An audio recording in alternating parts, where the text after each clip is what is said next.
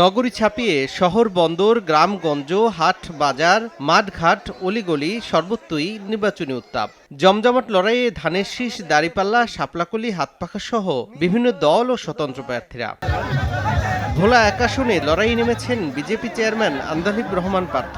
সদরে পথসভা করে নাগরিক সংবর্ধনায় অংশ নেন তিনি।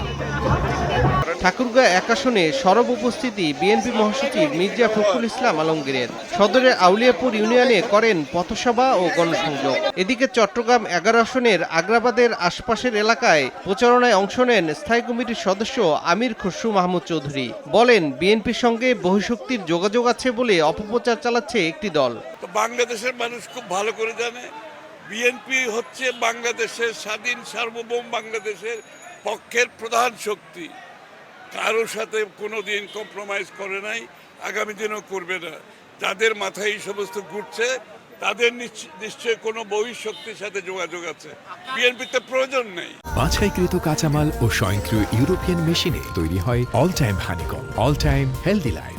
আমাদের দল থেকে বলা হচ্ছে যে আমরা মায়েদের জন্য আমরা ফ্যামিলি কার্ড দিব, অর্থাৎ আমরা যদি নির্বাচিত হতে পারি তাহলে মায়েদের চাল, ডাল, তেল, লবণ কেনার জন্য অত্যন্ত ন্যায্য মূল্যে সে ব্যবস্থাটা আমরা করব।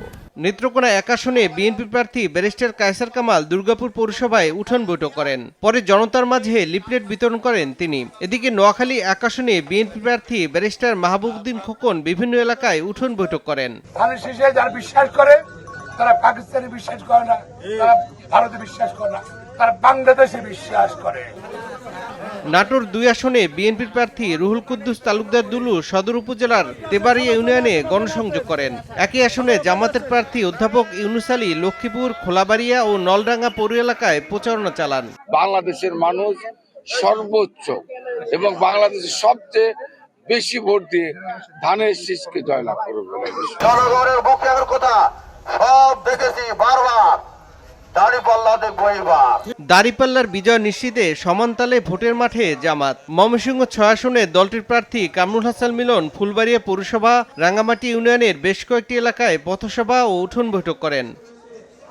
ফরিদপুর ৩ আসনে জামাতের আব্দুত তাওয়াব জেলা শহরে গণমিছিল করেন। পরে গণসংযোগে সন্ত্রাস, চাঁদামুক্ত, ন্যায় ও ইনসাফের দেশ গড়তে দাঁড়িপাল্লায় ভোট চান। রাজশাহী ২ আসনে জামাতের ডাক্তার মোহাম্মদ জাহাঙ্গীর দায়রাপাক মোড় ও রুয়েট এলাকায় প্রচারণা চালান। জয়ী হলে মাদকমুক্ত সমাজ গড়ার পাশাপাশি কর্মসংস্থান, শিক্ষা ও চিকিৎসা ক্ষেত্রে উন্নয়নের প্রতিশ্রুতি দেন তিনি। যে উন্নয়ন দরকার ছিল, যে উন্নতির প্রয়োজন ছিল, আমরা সেই উন্নতি এখনো দেখতে পাই নাই। চাঁদার জন্য কিন্তু জিনিসপত্রের দাম বাড়ে। আমরা চাঁদাবাজি বন্ধ করতে পারলে, ঘুষ দুর্নীতি বন্ধ করতে পারলে জিনিসের দাম কমে যাবে।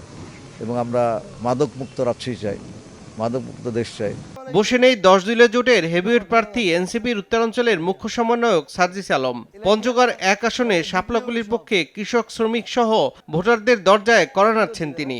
এবার কিন্তু আমরা সবাই শাপলাকলি, জামাত, এনসিপি ১০ দলের জোট। জমজমাট এই নির্বাচনী লড়াই চলবে আগামী ১০ ফেব্রুয়ারি রাত ১২টা পর্যন্ত। এরপর ১২ ফেব্রুয়ারি চূড়ান্ত ভোট যুদ্ধ। তৌফিক মাহমুদ, সময় সংবাদ।